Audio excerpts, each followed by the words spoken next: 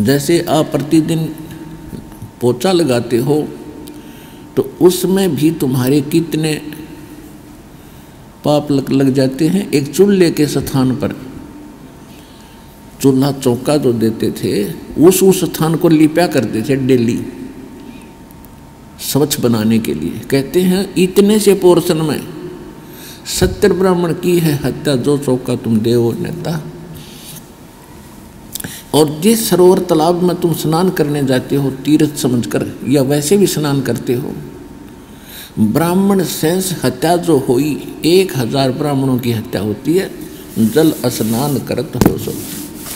उसमें ना जाने कितने सूक्ष्म जीव रगड़ रगड़ कर तुम मार डालते हो। हरि बाथी पृथ्वी के रंगा, अनंत कोट जीव उड़े विहंगा। और कहते तारक मंत्र कोट जपाई, ये जीव हंसा तुम्हारी उतरे नाई। अपने आत्माओं आपको शंका ना हो जाए कि ये तो फिर हम भी कर रहे हैं और हमें भी ये पाप प्रतिदिन लग रहे हैं। हाँ, ऐसा ही है।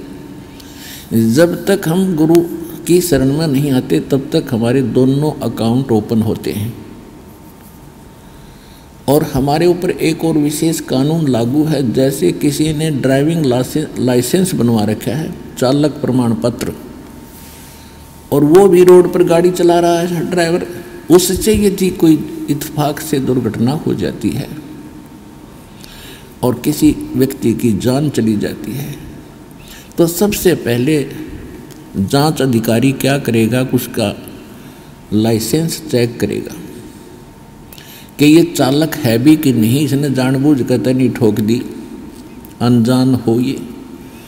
जब उसके पास चालक प्रमाण पत्र मिल जाएगा तो 90% वो व्यक्ति बरी हो जाता है कि ये अनजान नहीं है, दुर्घटना का कारण अन्य हो सकता है।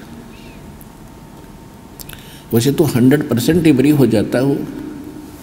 और जिसके पास चालक प्रमाण पत्र है नहीं और या है तो डुप्लीकेट है, तो उससे यदि ऐसी कोई दुर्घटना हो जाती है तो वो तो सीधा जेल जाता है, वो सीधा दंडित होता है।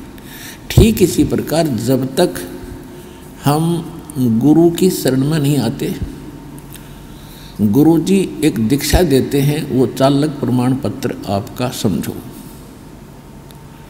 चालक प्रमाण पत्र उसको दिया जाता है, उसको पहले ट्रेंड किया जाता है, उसकी ट्राई ली जाती है, तब अधिकारी साइन करके देता है कि ये बिल्कुल ओके आदमी है, गाड़ी ठीक चला लेता है, ये जानबूझकर यानी ये दुर्घटना नहीं कर सकता, ड्राइवर बढ़िया हो गया।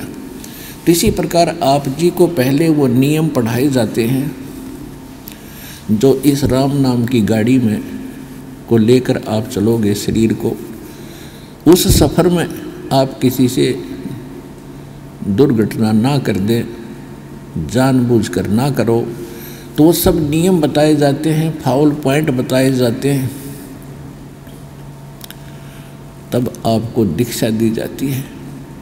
उसके पश्चात यदि फिर भी कोई दुर्घटना यानी कोई जीव हिंसा होती है तो फिर आपको उनका पाप नहीं लगेगा।